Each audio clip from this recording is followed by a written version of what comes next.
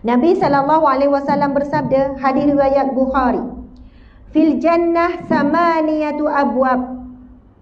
Syurga ada 8 pintu. Samaniyatu abwab. Ini hadis sahih riwayat Bukhari. Syurga ada 8 pintu. Fiha babun yusamma Rayyan. Salah satunya dinamakan pintu Ar-Rayyan. La yadkhuluhu illa shaimun. Tidak akan dimasuki melainkan orang-orang yang berpuasa. Subhanallah. Dik, tolong cari hadis lengkap berkenaan dengan 8 pintu syurga tu. Jangan tak masukkan dalam ni.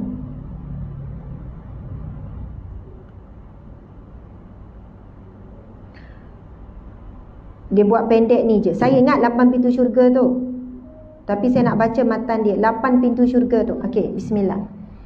Okey, panjang ni hadis ni. Saya tak bacalah, kecil sangat tak nampak.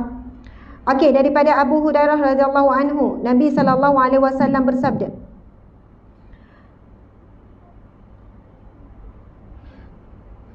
sesungguhnya, ya betul, masya-Allah. Sabar, nampak ready nak tulis tu kan? Subhanallah, Allahumma salli ala Sayyidina.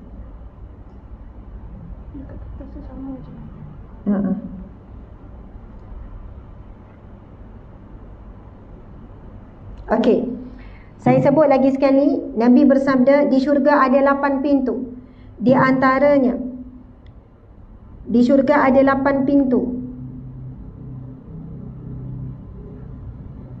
Tak, ini macam, okey.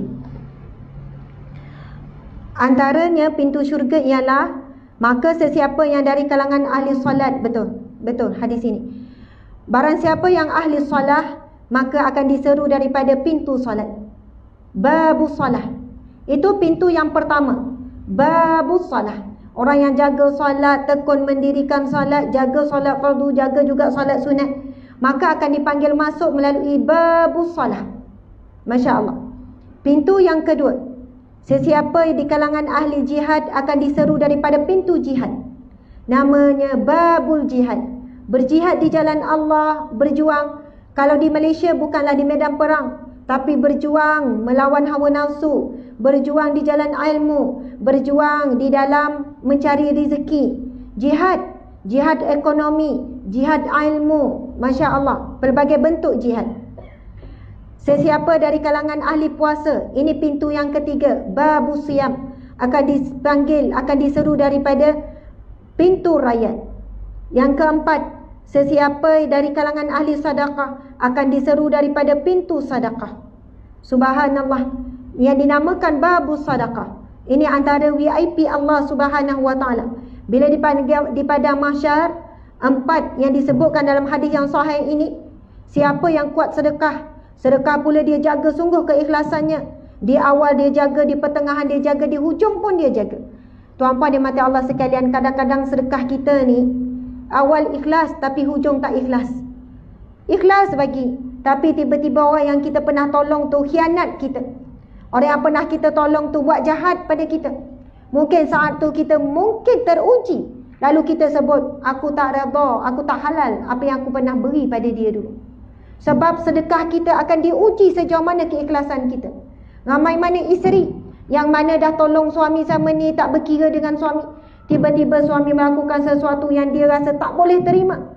Apa sajalah ujian yang berlaku, dia tak boleh terima. Lalu jumpa saya, Ustazah, saya tak redha, saya tak halal apa yang saya dah buat selama ni. Saya tak berkira Ustazah, dulu saya yang bayar rumah, saya yang bayar anak, saya belanja tu, saya belanja ni. Saya tak halal, sebab semua tu tanggungjawab dia, bukan tanggungjawab saya. Susu anak saya, beli pamper anak. Saya kata, puan rugi puan kalau puan tak halalkan. Pemberian puan itu di sisi Allah diletak sebagai 2 sedekah. Ini ditanya oleh seorang wanita di zaman Rasulullah, bila Rasulullah menyeru kepada banyak melakukan sedekah. Lalu seorang wanita bernama Fatimah, Zainab, pergi berjumpa Rasulullah. Lalu dia kirimkan soalan tu kepada Bilal, sebab malu nak tanya Rasulullah direct. Lepas tu Rasulullah pun bertanya kepada Bilal, siapakah wanita depan tu. Kemudian Bilal cerita. Lalu Nabi pun bertanya apa yang ditanyakan. Rupanya tanya soalan wanita ni ialah, Adakah pemberianku kepada suamiku dikira sedekah? Lalu Nabi menjawab, bagimu wahai para wanita, dan kepada semua wanita-wanita yang mewakilinya. Sebab ramai rupanya, wanita tu wakil je, rupanya ramai lagi wanita yang lain nak tanya soalan yang sama. Katakanlah kepada mereka, Nabi kata, bagi wanita 2 sedekah apabila dia memberi sesuatu kepada suaminya. Yang pertama sedekah jariah, yang sentiasa mengalir pahalanya. Yang kedua adalah sedekah qarabah. Subhanallah, iaitu sedekah memberi kepada ahli qarabah. Sebab itu kalau suami susah, isteri sangat afdal membantu. Suami banyak hutang, isteri bantu untuk bayar hutang. Tetapi ingatlah, sedekah kita akan diuji. Mungkin satu hari berlakulah sesuatu, lalu kita mengungkit. Na'udzubillah, sangat rugi. Lalu saya kata, puan jangan cakap macam tu, rugi. Pahala puan bantu suami sama ni besar. Tapi Allah uji sekarang. Allah uji cinta puan, Allah uji sayang puan, Allah uji sedekah puan, Allah uji yang puan berbakti selama ni, masak apa semua. Puan ikhlaskanlah kerana Allah, bukan kerana suami. Kalau puan buat kerana suami, memang tak kuat kita kalau kerana manusia. Tapi puan cuba sebut, ikut apa saya cakap. Tapi saya sedih sangat ustazah, apa yang dia buat hari ni teruk sangat. Puan sebut macam ni, ya Allah, aku redha di atas apa yang telah aku lakukan selama ini. Aku redha apa pemberianku, aku redha semuanya ya Allah. Namun aku tidak boleh redha dengan apa yang dia buat hari ini ya Allah. Maksudnya yang lepas, what is past is past. Sebab saya kata puan kan dapat, dulu suami baik ya. Jadi hari ini kalau puan boleh redha juga, insya-Allah suami puan akan terus baik. Tapi saya tak paksa puan untuk terima dan redha sebab perbuatan suami sangat dahsyat. Boleh tentu saya boleh terima kalau duduk di tempat puan. Ada macam-macam cerita lah. Bukan mudah. Bukan cerita ringan-ringan tuan-puan sekalian. Bukan kita semudahnya minta redha time tu juga. Kalau puan tak redha hari ni je. Yang lepas puan redha, puan lepas kerana Allah. Jadi insya-Allah puan akan dapat himpunan pahala yang banyak. Masya Allah. Tuan-puan yang mati Allah sekalian, kalau boleh, ada sedekah walaupun kita bagi tahu orang tu yang bagi tahu. Tapi kita kena ada sedekah yang kita betul-betul simpan untuk kita dan Allah saja. Kadang-kadang lepas transfer kita share dengan suami, betul kan? Bang, kan awak ada bagi duit dalam 1,000 suruh beli baju raya kan? Siapa kat sini suami dia bagi 1,000 beli baju raya? Wallahu a'lam. Kok ada lah kan? Tapi kan bang, 800 saya sedekah, 200 je saya guna. Senyum dia cerita kat suami. Oh macam tu. Awak tak ada cakap apa-apa? Dah kenapa? Bagus kan saya kan? Bagus kan? Rupanya nak suruh suami puji, bagus. Sebenarnya kan, Masya Allah tuan-puan dia tak ada masalah kita cerita, share dengan suami. Takut suami tanya, mana baju rayanya? Kan beri 1,000, takkan ni je. Bang 800 tu saya bagi, saya sedekah, saya infak. Bulan Ramadan kan bang? Contoh. Tapi alangkah baiknya, subhanallah, ada infak kita yang betul-betul rahsia. Transfer diam-diam sampai mati tak ada orang tahu. Suami yang berkongsi tempat tidur pun tak tahu. Subhanallah, sebab sedekah yang begini akan mendapat VIP di sisi Allah. Kan tadi tu hadis tu, mereka yang melakukan sedekah secara sembunyi, tangan kanan beri, tangan kiri pun tak tahu. Maksudnya seolahnya betul-betul senyap. Sama-sama anggota badan pun tak tahu. Apatah lagi suami. Subhanallah. Tapi ada yang kita bagi tahu. Kadang-kadang kita bagi depan. Kalau kami sahabat amal care pula kena tunjuk, sebab itu infak orang ramai. Jadi kena bagi tahu kan, orang petikaikan pula mananya infak orang ramai. Masya Allah. Ada setengah tu kan ambil gambar, kita bagi ambil gambar. Itu bukan tujuan nak riak, nak menunjuk. Itu nak bagi bukti kita buat kerja, infak orang ramai. Subhanallah. Tapi ada waktunya, simpan betul-betul supaya kita jadi VIP dia masyarakat kelak. Kan ada 7 golongan tadi mendapat naungan Allah tu. Jadi kita kena cari ada tak infak kita yang kita betul-betul jaga. Kadang-kadang tu teruji. Kan elok dah diam tak bagi tahu ni. Kita bagi sejadah pula, sejadah Madinah mahal-mahal tu. Kan dah orang duk sebut selalu, tak tahan juga. Siapalah bagi sejadah ni? Orang kata hamba Allah, dia letak, dia tulis notis hamba Allah. Elok pula sejadah ni, dah lah mahal. Saya tahu harga sejadah ni 150 ni. Masya Allah. Sekali boleh tahan lagi 10 kali. Maunya jangan cakap kat orang tahu. Saya cakap kat awak seorang je. Tapi tolong jaga. Sebenarnya sejadah ni saya lah yang bagi. Macam tak tulisan tu? Cuba tengok tu betul, sama tak? Subhanallah, kadang-kadang kita kalah dengan pujian. Masya Allah. Lagi-lagi kalau kejian, lagi kalah. Kan? Kalau kata, kau ni kedekut lah, tak pernah tengok kau ni. Ramai lagi baik ni. Engkau tak tahu sedekah aku. Untuk pengetahuan kau, madrasah tu aku sedekah 10,000. Tak ada siapa yang tahu. Dah terkeluar pula. Kalah dengan makian, kalah dengan kejian. Subhanallah. Sebab itu nak jaga sedekah sampai mati, rahsia kita dengan Allah saja bukan mudah. Tapi kau boleh buat bulan Ramadan, buat setiap hari 1 kali. Yang orang tahu tu orang tahu, yang orang tak tahu sampai sudah. Datang ujian apa pun untuk menguji keikhlasan sedekah tu, diam. Takkan ngungkit, takkan kata, takkan benci. Walaupun orang yang kita bagi tu ada buat perkara buruk pun. Masya Allah, Allahu Akbar, Subhanallah. Tuan-puan dimati Allah sekalian, itu hadis yang sahih berkenaan dengan 8 pintu syurga.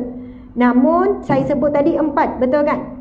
Pintu yang kelima, sebagian ulama menyebutkan adalah babul hajj, iaitu pintu haji. Orang yang hajinya mabrur akan dipanggil masuk melalui pintu haji. Pintu yang keenam, iaitu pintu memaafkan kezaliman manusia. Orang-orang yang pemaaf, yang memaafkan kezaliman, pengkhianatan manusia, akan dipanggil masuk melalui pintu kemaafan. Dalam riwayat Imam Ahmad daripada Rah bin Ubadah daripada Asyad, Al-Hasan Al-Basri secara mursal mengatakan sesungguhnya Allah memiliki sebuah pintu di syurga, tidak akan masuk melaluinya kecuali orang yang memaafkan kezaliman. Subhanallah. Dalam hidup kita, setiap orang ni saya percaya mesti ada diuji dengan manusia yang khianat kepadanya, manusia yang fitnah, manusia yang maki hamun dia. Tetapi jika dia memaafkan, ya Allah, aku maafkan kerana-Mu ya Allah. Kalau kerana manusia tu mungkin tak kuat kita nak maaf. Sebab tengok muka dia pun dah sedih, teringat pun dah sedih. Tuan-puan dimati Allah sekalian, saya pernah jumpa orang yang memaafkan sangat luar biasa. Seorang wanita yang dirogot, yang dicabul, subhanallah, dia mampu maafkan pelaku tu. Dia mampu memaafkan. Dengan dia kata, Ustazah, saya maafkan sungguh-sungguh Ustazah. Walaupun seorang itu tak pernah meminta maaf, tak pernah minta, saya maafkan kerana Allah, sebab saya nak syurga Allah. Dan itu peristiwa hitam dalam hidup saya Ustazah, sekian-sekian. Saya kata besarnya kemaafan. Walaupun dia jadi trauma, dia jadi sakit, kemurungan, nak pulih bertahun-tahun. Tetapi bila saya belajar tentang besarnya nikmat memaafkan, sampai ada pintu syurga bagi orang yang memaafkan, maka saya maafkan kerana Allah, demi syurga Allah. Saya tanya, berbaloi tak? Berbaloi tak kita maafkan apa jua kesilapan manusia? Rupanya tuan-puan sekalian, kadang-kadang Allah takdirkan sesuatu peristiwa, Allah takdirkan wujud datang dalam hidup kita seseorang yang tak dijangka, yang menyakiti hati kita. Sebenarnya bukan untuk kita derita, tetapi untuk kita bahagia di akhirat sana. Sekarang terpulang untuk kita nak memandang perkara tersebut sebagai peluang masuk syurga, peluang untuk dipanggil ke pintu syurga, ataupun kita nak tepis, nak tolak peluang tu datang. Peluang depan mata ni, nak maafkan ke tidak? Nak lapang dada ke tidak? Nak bersangka baik ke tidak? Allah sedang beri peluang bila datang ni. Kadang-kadang kita memilih untuk menolak. Kita kata, kalau kau tak ada tempat aku, kau tak rasa, kalau kau ada tempat aku, kau pun tak boleh maaf. Senanglah, kau tak kena, kau bolehlah cakap macam tu. Cuba kau ada tempat aku. Kita boleh ada banyak alasan di dunia, tetapi kita akan jadi menyesal sungguh-sungguh di padang mahsyar kelak, di akhirat kelak. Kenapalah aku tak maafkan? Seronok tengok golongan yang memaafkan orang melakukan zaliman dipanggil masuk. Patutnya aku pun dipanggil masuk juga. Tapi kenapa di dunia dahulu kita berkira-kira untuk memaafkan manusia, seolahnya kita sempurna, sedangkan di sana Allah ada memujuk, kan? Adakah kamu tidak mahu dimaafkan oleh Tuhanmu? Maka maafkanlah sesama kamu. Allah pun memaafkan dosa kita begitu banyak, tuan-puan dimati Allah sekalian.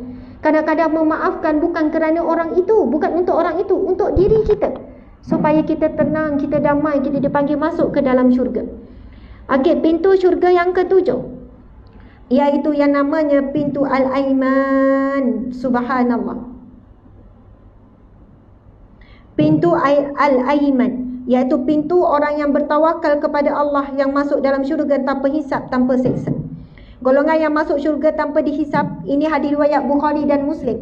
Ketika Rasulullah sallallahu alaihi wasallam keluar, mereka memberitahukan hal tersebut kepada baginda. Baginda bersabda, mereka itu adalah orang yang tidak pernah minta diruqyah, tidak minta dan tidak pernah melakukan tatayur, serta mereka bertawakal kepada Tuhan mereka. Tuan-puan dimati Allah sekalian, masa dah habis, dah pukul 4. Golongan ataupun pintu yang ketujuh ini, iaitu pintu yang masuknya orang-orang yang bertawakal. Dan pintu ni sangat special, disebut dalam hadis yang sahih. Suatu hari Rasulullah bersabda di hadapan para sahabat, terdapat 70,000 di kalangan umatku, 70,000 akan masuk syurga tanpa dihisap, tanpa diazab. Ini VIP tahap hebat paling tinggi ni, antara yang paling tinggi. Tak dihisap langsung, tak dibuka langsung pintu amalan, dan tanpa diazab, tanpa dihisap, tak perlu hisap, terus masuk syurga. Bangkit pada mahsyar, mungkin yang terawal lah masuk syurga. 70,000 banyak ke sikit? Sangat sikit, teramat sedikit 70,000 ni. Mungkin habis di kalangan para sahabat je, habis di kalangan para salafus soleh je, habis di kalangan orang-orang wali Allah je. Hari ini umat Islam pun ada lebih kurang dalam 3 lebih bilion. 70,000 tu apa sangat? Sikit sangat. Namun di sana ada hadis yang lain menyebutkan, wallahu alam, hadis ini bukanlah bertahap sahih, tapi mungkin hadis hasan, bukanlah sampai dhaif. Yang mana Nabi bersabda, dari kalangan 70,000 itu, setiap satu boleh tarik pula 70,000. Maksudnya 70,000 kali 70,000. Wallahu alam. Kelebihan orang yang 70,000 masuk syurga tanpa dihisap, tanpa diazab ni, dia boleh tarik pula 70,000 orang. Allahu akbar.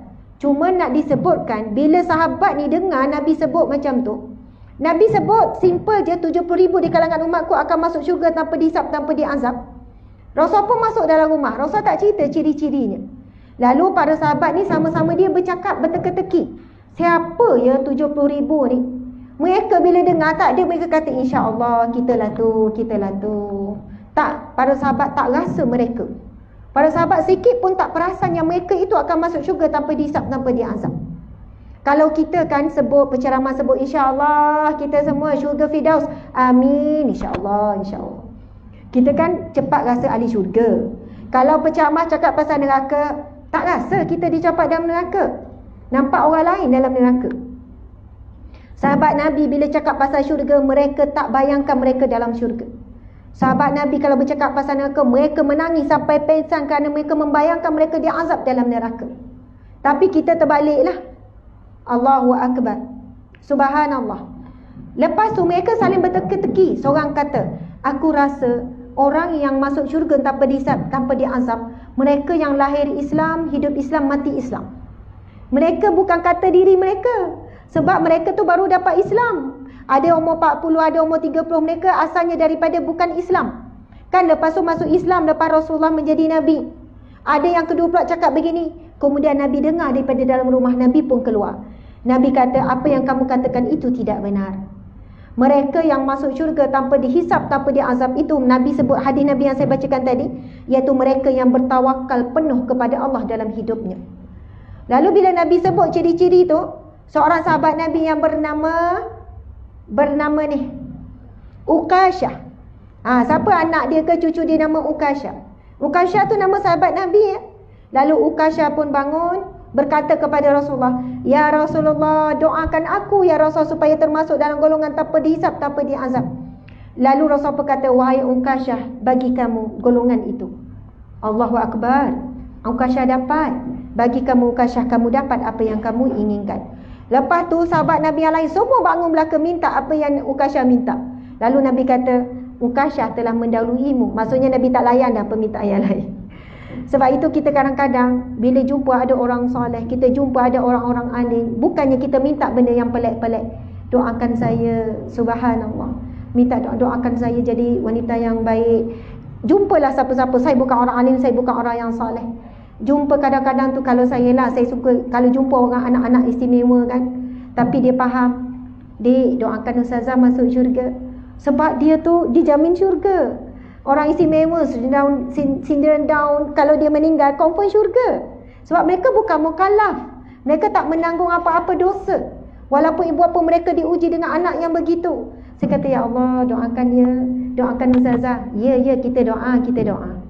Doalah sekarang, doa. Lepas tu kadang saya ikut. Ya Allah, jadikanlah, masukkanlah Ustazah Asma, masuklah hamba-Mu Asma ke syurga. Dia ikut, saya pun amin, subhanallah. Perkara yang paling mahal dalam hidup kita, tuan-puan sekalian, doa. Kita kawan-kawan kan, kalau tak bawa kuih masa datang ke rumah esok, tak kecil hati lah. Masa birthday, kalau suami lupa hadiah kita ke, kawan-kawan lupa, nak sedih boleh sekejap. Kalau dia bagi doa, itu paling mahal. Tak apa, tak payah hadiah, tak apa, doa, tolong doakan saya. Doalah sekarang. Betapa nak doa kalau saya lah. Naknya doa tu, doalah sekarang. Nak dengar. Sebab kadang orang kata, ya saya doa, belum tentu dia doa. Betul kan? Doalah sekarang. Sebab itu kadang orang minta Ustazah doakan, ya Allah, kurniakanlah ya Allah. Sebab saya takut, saya pun kata, ya saya doakan. Kan saya lupa nanti. Terus mendoakan. Dan jangan kata, saya tak layak nak doakan. Jangan cakap macam tu. Kalau ada orang minta doa, bagi. Bukan kata, saya tak layak, saya banyak dosa. Kita semua berdosa. Kalau kita suka mendoakan orang, ini doa yang makbul. Itu hadis Nabi yang sahih. Sesungguhnya doa yang makbul itu, Nabi kata, seseorang yang mendoakan saudaranya secara sembunyi ada doa yang makbul. Ada malaikat yang berada di kepalanya yang menyebut amin, amin. Dan malaikat tu sebut bagimu jua. Hadis Nabi ni ada dalam buku saya di luar sana, Sahabat Dunia Akhirat. Tajuk pertama lagi, siapa yang mendoakan secara sembunyi orang lain, jangan cakap lah, senyap, simpan betul-betul. Itu doa yang makbul. Malaikat akan ada di kepala kita, mengaminkan, dan doa tu akan kembali pada kita. Malaikat akan doa kita kembali dengan menyebutkan, ya Allah, baginya jua. Sebab itu nak dapat doa makbul, bukan banyak-banyak doa untuk diri sendiri, tapi banyak-banyak doa untuk orang lain. Jangan bimbang, Ustazah, kan kalau macam tu orang tu dapat, saya tak dapat. Elok pula anak orang tu cemerlang, anak saya tak cemerlang. Ini orang yang tak yakin dengan doa. Ya Allah, murahkanlah rezeki adik-beradikku, kakakku. Ya Allah, murahkanlah rezekinya. Jangan bimbang, rezeki kita akan berkali ganda murah. Ya Allah, biarlah cemerlang anak-anak saudaraku. Ya Allah, ambil SPM. Anak kita pun ada ambil SPM juga. InsyaAllah cemerlang juga anak kita. Tapi kadang doa sembunyi ni akan diuji. Tiba luluh cemerlanglah anak saudara tu. Selama ni diam. Tapi dah keluar result tu, kalau kau nak tahu, Mak Ngah lah yang doakan kau senyap-senyap tengah malam. Subhanallah. Nak sebutnya, benda yang sembunyi ni, syaitan nafsu selalu akan cuba merosakkan. Masya Allah. Dan pintu yang terakhir, babu zikr, pintu zikir.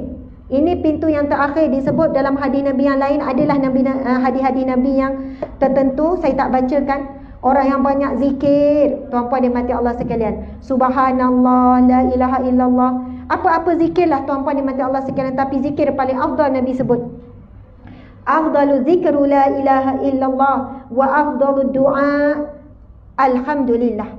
Nabi sebut zikir paling afdal adalah la ilaha illallah, dan doa paling afdal ucapan alhamdulillah. Kita sebut alhamdulillah, alhamdulillah. Allah kan berfirman dalam Al-Quran, la in syakartum la azidannakum. Kalau kamu bersyukur, pasti aku akan tambah nikmat kepadamu. Orang yang banyak ucap alhamdulillah, dapat rezeki sikit, kuih pula bukan yang kita suka. Kita tak suka karipap, orang bagi karipap nak berbuka, alhamdulillah. Saya tak berapa suka karipap. Tu yang saya sebut tu. Tapi orang bagi alhamdulillah. Allah kata kalau kamu bersyukur, la azidannakum, tiba-tiba datang makanan yang kita suka. Bersyukur walau apa yang kita tak suka, Allah bagi apa yang kita suka. Ucapan ataupun zikir paling agung la ilaha illallah, doa yang paling tinggi iaitu ucapan alhamdulillah. Sentiasa bersyukur, la in syakartum la azidannakum. Subhanallah, muslimin muslimat yang mati Allah sekalian. Saya tutup dengan satu hadis Nabi. Nabi menyebutkan, man kana akhiru kalamihi la ilaha illallah. Barang siapa yang akhir kalimahnya perkataan la ilaha illallah, dakhalal jannah, dia pasti masuk syurga.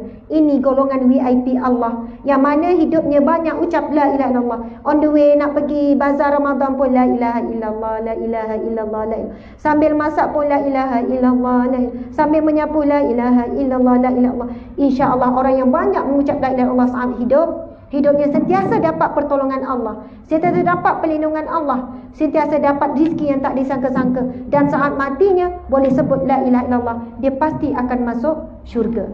Subhanallah, alhamdulillah. Sekadar itulah perkongsian pada hari ini. Saya mohon maaf salah dan silap. Terima kasih sekali lagi kepada pihak penganjur. Saya juga tak menyangka saya boleh habis.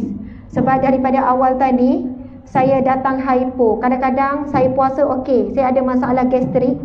Ada waktunya saya menggeletar. Daripada awal start ceramah sampailah sekarang. Hypo tu siapa yang biasa dia tahu. Dia jadi ketar-ketar, sejuk. Lepas tu saya minta tutup aircon. Kemudian kita rasa berpeluh. Walaupun sejuk, berpeluh satu badan. Lepas tu rasa macam nak pita macam tu lah. On the way saya masuk tadi tu, memang minta dengan Allah. Allahumma alhimni rushdi. Allah berikan aku ilham yang benar. Berikan aku kekuatan, berikan aku kuat untuk menyampaikan. Alhamdulillah, syukur sangat. Rasa sebab nak bagi tahu pertolongan Allah itu datang bila kita minta. Kadang-kadang saya tu semangat ceramah ni, tak hypo, tapi Allah buat blank. Tak ada idea, menerawang. Sebab apa? Masa tu Allah nak bagi saya ni faham, engkau boleh bercakap, engkau ada ilmu, semua tu datang pada Allah. Kalau Allah nak sekat, kamu boleh blank tiba-tiba, lost. Allahu Akbar, Masya Allah. Muslimin muslimat dimati Allah sekalian, terima kasih. Saya mohon maaf salah dan silap. Saya nak promote sikit. Di luar sana ada buku soal jawab fiqh Ramadan yang tuan-puan pegang tu, yang kita bagi pegang tu, saya tak sempat buka. Dalam tu ada banyak VIP Allah, ada banyak hadis Nabi full tentang 8 pintu syurga. Jadi buku ni sebenarnya ikhtiar kami untuk mengumpulkan dana bagi kerja amal dan kerja dakwah. Buku ni kalau belek dia full color, tebal dia hampir 400. Kami jual dengan harga RM38 sahaja. Walaupun pihak penerbitan kata tak berbaloi dengan kos dia, tapi tuan-puan kalau beli dapat ilmu, dapat terjawab soal jawab persoalan. Depan tu berkenaan kemuliaan Ramadan. Sebenarnya kalian turut membantu kerja dakwah, kerja amal yang dilakukan di bawah sahabat Amalkan. Dan buku ni ramai dah yang bagi feedback. Yang di online boleh order online lah. Kenapa berkilat sangat Ustazah ni kan? Ni sebenarnya ada lampu.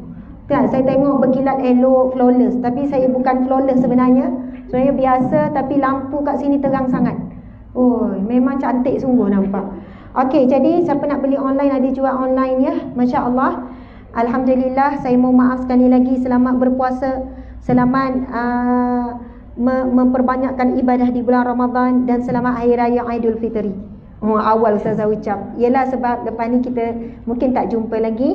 Wabillahi taufiq wal hidayah. Assalamualaikum warahmatullahi wabarakatuh.